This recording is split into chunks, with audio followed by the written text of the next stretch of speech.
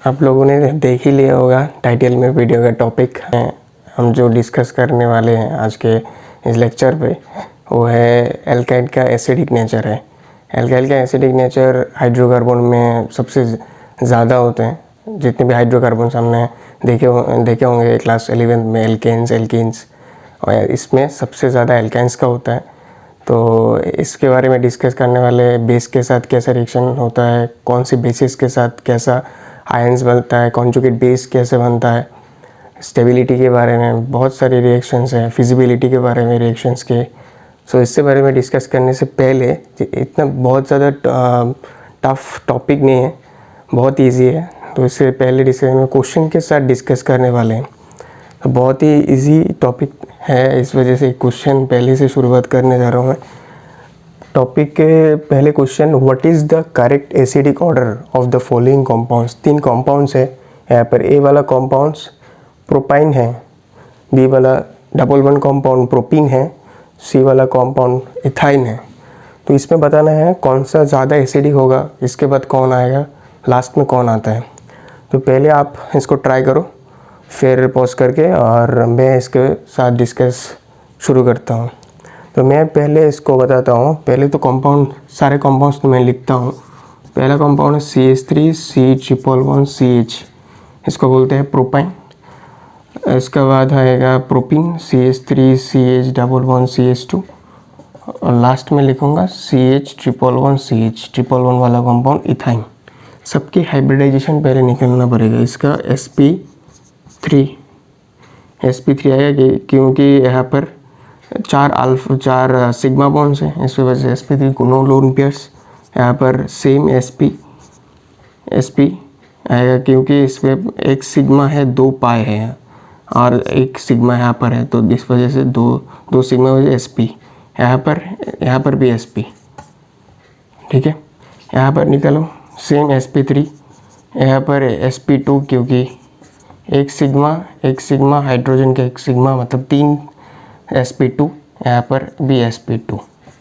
Same यहाँ पर निकालो sp, यहाँ पर निकालो sp। कंडीशन इज दैट जिसका इलेक्ट्रोनेगेटिविटी ज़्यादा होता है, कार्बन में होता है क्या है, जिसमें हम ऑर्गेनिक केमिस्ट्री में कार्बन में होता है, उसमें हम हाइब्रिडाइजेशन के रेस्पेक्ट पे कौन सा कार्बन ज़्यादा इलेक्ट्रोनेगेटिविटी शो करता है। इसमें क्या होता है, sp हाइब्रिडाइज्ड कार्बन ज़्यादा इलेक्ट्रोनेगेटिविटी शो करेगा। कौन से, किससे ज़्यादा होगा, sp2 से, इसके बाद कार्बन sp3 से।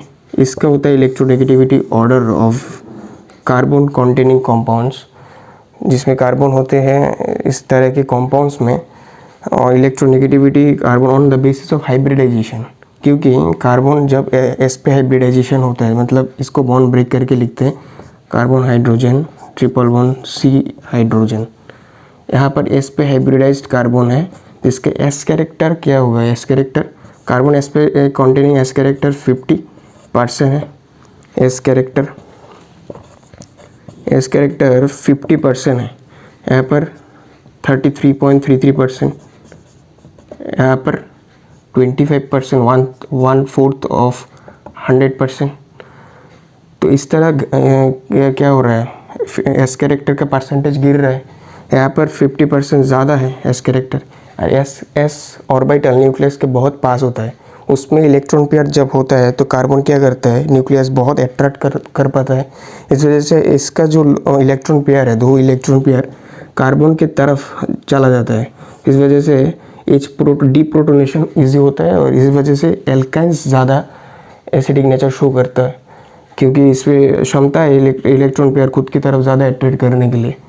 तो इस वजह से इथाइन दर है, जिसमें भी carbon sp hybridise directly carbon के साथ हाइड्रोजन जोड़ा होता है, मतलब एक्टिव हाइड्रोजन होता है, इसको बोलते हैं एक्टिव हाइड्रोजन। तो इसके साथ डायरेक्टली कनेक्टेड होने से हाइड्रोजन इजीली से डीप्रोटोनेशन होने के चांसेस बहुत ज़्यादा है। तो इतना ज़्यादा इथाइन सारे बहुत एसिडिक नहीं होते। देखा जाता है वाटर से भी बहुत ही कम एसिडिक होता है, वीकली एसिडिक होते हैं इथाइन सारे कंपाउंड्स। टर्मिनल कंपाउंड्स बोलते हैं, टर्मिनल एल्काइंस बोलते हैं। तो इसमें बहुत ही एसिडिक बहुत ही कम होते हैं, वाटर से भी बहुत ही कम होते हैं। वाटर का pKa वैल्यू ऑफ वाटर मतलब acid dissociation constant negative logarithm इसके वैल्यू आता है नियरली इक्वल टू नहीं बोलेंगे हम, नियरली इक्वल टू 15 आता है, जिसका इथेन्स सारे कंपाउंड्स का टर्मिनल एल्काइंस के पीके वैल्यू अराउंड 25 आते हैं। तो इसमें 10 यूनिट्स का फ़र्क है। तो इस वजह से बहुत ही वीकली एसिडिक नेचर शो करते हैं इथेन सारे कंपाउंड्स। तो आपको बताना था कौन सा वाला सबसे ज़्यादा एसिडिक होंगे यहाँ पर। तो इसमें देख रहे हैं हम एक ही एक्टिव हाइड्रोजन है, यहाँ पर 2 एक्टिव हाइड्रोजन है। तो इस वजह से यहाँ पर सी वाला ज़्यादा होगा, सी ज़्यादा होगा। फिर यहाँ पर डबल बॉन्ड सारे कंपाउंड्स नहीं होते, sp2 हाइब्रिडाइजेशन होगा। सारे compounds acidic, only sp hybridised carbon having with directly hydrogen connected with that carbon is very acidic. So that's why we can say next will be this one, because here is the active hydrogen. So there is no active hydrogen like this, so that means C is more, then B होगा, नहीं होगा, B नहीं होगा, A होगा ज़्यादा, इसके बाद B होगा। B सबसे कम एसिड होंगे, एसिडिक नेचर नहीं होता, वेरी नेग्लिजिबल। सबसे ज़्यादा C, इसके बाद A, इसके बाद B। देखो कौन ज़्यादा होगा, C ज़्यादा है, A ज़्यादा है, B। यहाँ पर C है, B नहीं होगा, C A B नहीं होगा। 3 वाला option is correct, third one is correct. जो जिसने भी आंसर किया है इसको बहुत एग्जाम पे मार्क्स मिलेगा इतना ही। C है, CH111CH ज़्यादा होगा, A ज़्यादा होगा, B ज़्यादा होगा। और भी देखो क्या है यहाँ पर, जो प्लासा इफेक्ट है ना, जो कार्बन का ऊपर जब इलेक्ट्रॉन जो उसके बाद आता डिप्रोटोनेशन करने के बाद, वो नेगेटिव चार्ज को और अनस्टेबल कर देता है। माइट प्लासा इफेक्ट नेगेटिव चार्ज को और बढ़ा देता है। हमको तो कोई भी कार्बन के ऊपर नेगेटिव चार्ज मतलब unstable, but comparatively sp hybridized carbon is more electronegative. So that's why we can say that the plasa is also some destabilizing the carbon anion conjugate base after deprotonation from this hydrogen. So that's why we are calling this electronegative order। समझे आप क्यों हुआ? इस वजह से हम acidic order ऐसे हम निकाल सकते हैं, बहुत ही ईजी है। अब हम लोग इसको नोट करो पहले, फिर इसको और भी डिटेल्स में समझेंगे, बेसिस के साथ कैसे रिएक्शन होता है टर्मिनल एल्काइंस का, और बहुत सारे। इसको नोट करो पहले, कर लिया, नोट कर लिया। सो अब देखते हैं बेसिस के साथ, इस तरह के टर्मिनल एल्काइंस के साथ बेस रिएक्शन करेगा। एसिडिक नेचर है, 25 है, बहुत ही वीकली एसिडी है, बट तब भी हम देखेंगे कैसे होता है। जो एनसीईआरटी में भी है, बहुत ही इम्पोर्टेंट है, जान लेना बहुत ही ज़रूरी है, क्योंकि बेसिस के साथ कैसा होता है वो जानना बहुत ही ज़रूरी है। तो अब देखेंगे बेसिस के साथ। पहले हम देखेंगे इस तरह के जो एल्काइंस होते हैं, मतलब एसिडिक नेचर के होते हैं हम, तो इसके साथ जब बेस सोडियम मेटल बेस होता है, तो इसके साथ हीट कराएंगे। मोल्टेन स्टेट पे सोडियम है, हीटिंग कंडीशन है। इथाइन के साथ acidic active hydrogen containing hydrocarbons, मतलब एसिडिक नेचर के होते हैं, और हाइड्रोजन रिप्लेस करेगा, सोडियम क्या बनाएगा, कॉन्जुगेट बेस बनाएगा, नेगेटिव Na पॉजिटिव। यहाँ पर हाइड्रोजन मोल गैस हमने चला गया। ओके, एसिड है, वीकली एसिडिक है, बेस है, यहाँ पर कॉन्जुगेट, इस एसिड का कॉन्जुगेट बेस बना, कॉन्जुगेट बेस सॉल्ट बना। ओके, एसिड का कॉन्जुगेट बेस बना, इसका नाम भी है मोनोसोडियम इथानाइड, मोनोसोडियम इथाइनाइड। ओके, ऐसे वाले कंपाउंड। हाफ हाइड्रोजन, इसका जब वॉल्यूम आपको पूछा जाएगा क्या बताएंगे, 11.2 litre at STP, standard temperature pressure, volume ऐसा आएगा। कभी कभी क्वेश्चन में पूछता है कितना हाइड्रोजन निकला, 1 मोल सोडियम के साथ रिएक्शन करके। 2 मोल होता तो हाइड्रोजन और एक रिप्लेस होता, तब H2 होता। यहाँ पर एक हाइड्रोजन रिप्लेस हुआ, इसलिए हाफ H2, तो 11.2 लीटर एट STP इसका वॉल्यूम आएगा। 22.4 लीटर होता है 1 मोल का, हाफ मोल का 11.2 litre at STP at volume. So this is the reaction with bases. Again this will react with sodamide also, is a very strong base, NaNH2 sodamide का molecular form से सोडामाइट Na plus NH2 minus, सोडामाइट नाम से जानना बहुत ज़रूरी है।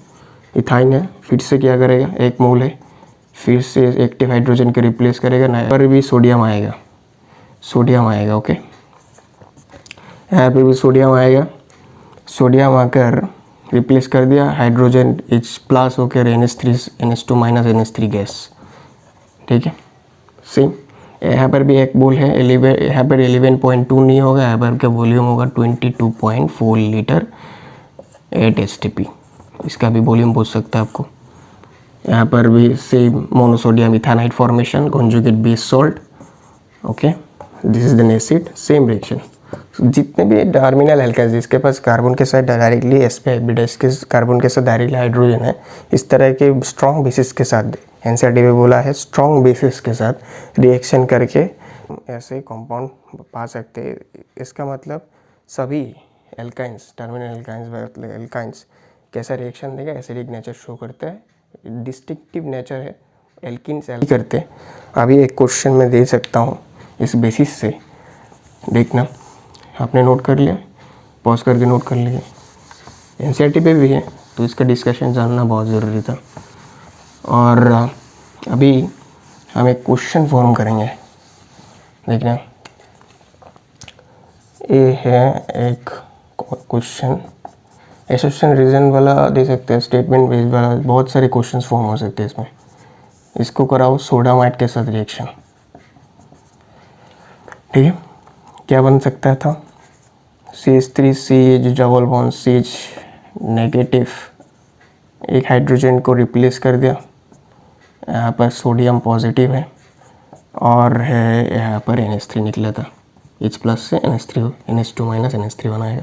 फिर से हम कराएंगे एक मोल केवल CH ट्रिपल बॉन्ड नहीं होगा, यहाँ पर hydrogen C triple bond CH, यहाँ पर सोडियम सोडामाइड, फिर से क्या बनेगा CH3C triple bond C negative Na positive, क्या बना NH3, फिर से NH3 निकलेगा।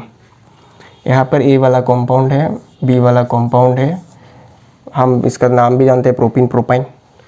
तो यहाँ पर स्टेटमेंट क्या है, स्टेटमेंट 1 है, बोला है कंपाउंड A, शॉर्ट फॉर्म में लिख रहा हूँ मैं, अपने समय भी है, compound A reacts with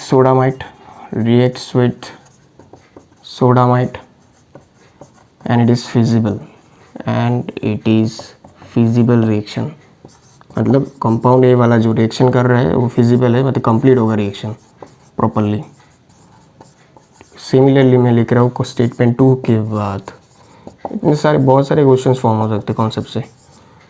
compound B भी reacts with sodamite, समझे, reacts with sodamite and it is formed and it is feasible reaction। अभी आपको ऑप्शन मिलेगा, एक ऑप्शन है statement 1 is correct but statement 2 is wrong, okay. पहला option statement 1 is wrong, correct, statement 2 is wrong, both statements are wrong। ठीक है, यहाँ पर है थर्ड ऑप्शन है reactions are correct, above reactions are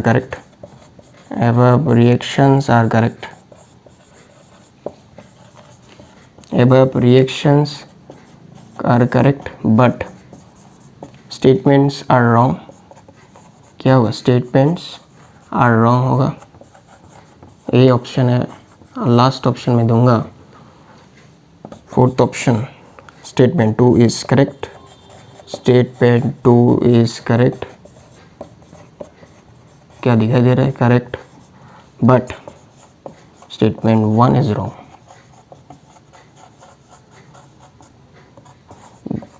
ये है आपसे ऑप्शन। मैं हट जाता हूँ, आप पॉज करके इसको एक बार देख लेना और देख के आंसर बताना। Statement 1 is correct but statement 2 is wrong. Statement 1 is correct but statement 2 is wrong. Both statements are wrong. above reactions are correct but statements are wrong. Statement 2 is correct but statement 1 is wrong. These are the options on the basis of these two compounds reacting with sodamide. Statement है, statement 2 है, 1 है, 2 है। मैं इसको पहली बार मैं बता चुका था। सोडामाइड के साथ कौन वाला रिएक्शन करेगा? इथाइन वाला, जिसके पास एक्टिव हाइड्रोजन, टर्मिनल एल्काइंस, जो उसके पास एक्टिव हाइड्रोजन है।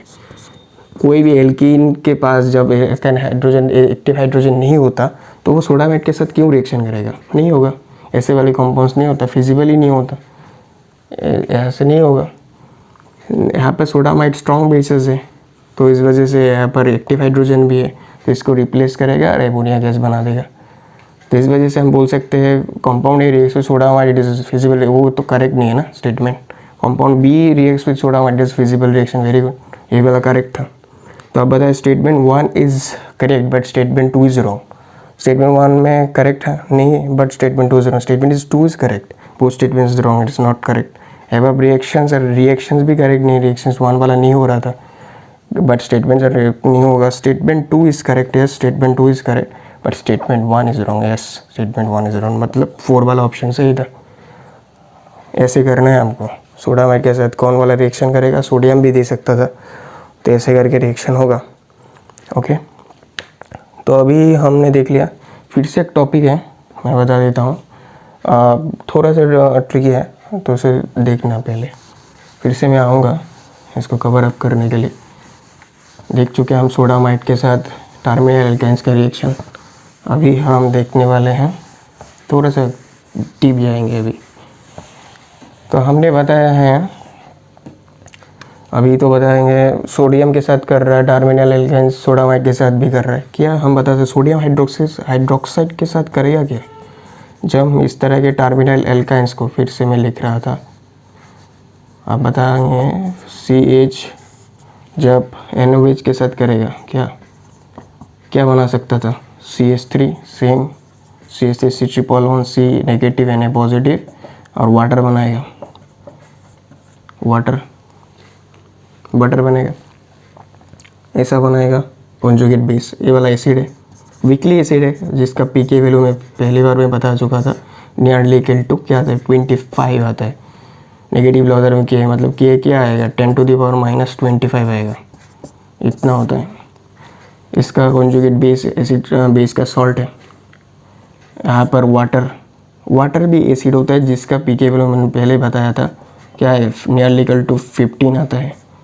तो इसका मतलब इससे भी ज़्यादा एसिड कौन है? वाटर, जो मिला है आपको। इसका NaOH क्या करता है, OH- ने इस हाइड्रोजन को लेकर वाटर बनाया है, डीप्रोटोनेट करवाया है और सोडियम ने नेगेटिव चार्ज के साथ बॉन्ड करवाए, electrovalent bond. Okay, so here actually happens के what happens that water is forming, this is more acidic than this alkynes, terminal alkyne. That means this reaction is also not feasible. So the reaction will always proceed in the production of weaker acid. इससे weak होना चाहिए था, वो तो ज़्यादा strong निकला, इससे भी वही वाला भी नहीं होगा। सोडियम बाइकार्बोनेट के साथ भी रिएक्शन करवाएंगे तो नहीं होगा। सोडियम बाइकार्बोनेट जब रिएक्शन करवाता तो यहाँ पर वीक एसिड, वे भी वीक एसिड था बट इससे ज़्यादा स्ट्रॉन्ग होता। H2CO कार्बोनिक एसिड होता, यहाँ पर भी कार्बोनिक एसिड होता। इससे रिएक्शन करके सोडियम बाइकार्बोनेट जब होता तो इससे रिएक्शन करके ये वाला आयन बनता, कॉन्जुगेट एसिड बनता और कार्बोनिक एसिड बनता। तो जो एसिडिक मतलब क्या, फिर से टूट जाएगा H प्लस फिर से चला जाएगा यहाँ पर OH- फिर से Na+ के बांध करके रिएक्शन क्या होगा, लेफ्ट साइड में चला जाएगा और रिएक्शन फिजिबल नहीं होगा। इसका परसेंटेज द डीप्रोटोनेशन में हम नहीं पा सकते इसको, इतना इजी नहीं है। सोडियम हाइड्रोक्साइड वो स्ट्रॉन्ग है बट सोडियम मेटल के जितना क्षमता उसमें नहीं है, क्योंकि जो बाई प्रोडक्ट में जो हो रहा है वो भी ज़्यादा एसिडिक होता है इससे, एल्काइन से। समझे? सब नहीं देते सोडामाइड। एनसेड इसने बोला है सोडियम और सोडामाइड और this is the only strong basis which can only deprotonate their terminal alkanes and show the distinctive acidic nature from the whole hydrocarbons, and it is full this only alkanes can show acidic nature. इस तरह के से question आते हैं, समझे आप। और भी क्वेश्चन आ सकते हैं, और एक क्वेश्चन मैं डिस्कस करके इसको यहाँ पर क्लोज करना चाहूँगा।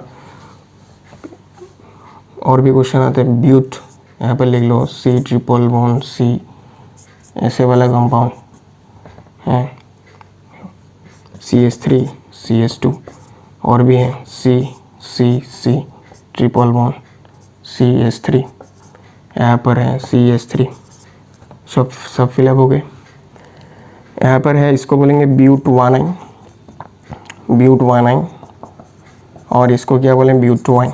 इसका भी एनसीईआरटी में क्वेश्चन पूछा है आपको, क्या कौन सा वाला एसिडिक होंगे, ब्यूट-1, ब्यूट-1। मतलब इसको नोटिस करना है, point to be noted that all alkynes will not show the acidic nature, मतलब not react with the sodamide sodium like strong bases, only but not reacting with sodamide and sodium because it doesn't have that terminal hydrogen नहीं है, active hydrogen नहीं है, sp hybridised carbon के साथ directly hydrogen नहीं है, carbon है वो तो sp3 है। sp हाइब्रिडाइज्ड के साथ कार्बन के साथ क्या होना चाहिए, एक हाइड्रोजन, तभी एक्टिव हाइड्रोजन माना जाएगा। यहाँ पर एक हाइड्रोजन में वो रिप्लेस होएगा सोडामाइड और सोडियम मेटल के साथ, वो वाला एसिडिक होगा और ये वाला एसिडिक नहीं होगा। ऐसे सर बहुत सारे क्वेश्चन आएंगे। मतलब एक्टिव हाइड्रोजन होना और कार्बन के साथ sp हाइब्रिडाइज होना वो बहुत ज़रूरी है। इस तरह के साथ बेसिस के साथ ओनली एल्केन्स देते हैं, एल्किन्स और एल्केन्स नहीं देते, क्योंकि हमने समझ गए पूरे लेक्चर में ऐसे ही था। और कौन सोडामाइड के साथ कौन सोडियम के साथ रिएक्शन करता है, ऐसे स्टेटमेंट बेस, एसेशन रीज़न, बहुत सारे आपको देख के आंसर करना होगा। और ऐसे एक्टिव हाइड्रोजन के था लेक्चर, और आगे भी आएगा। तो इतना तक करने के लिए शुक्रिया, ऑल द बेस्ट।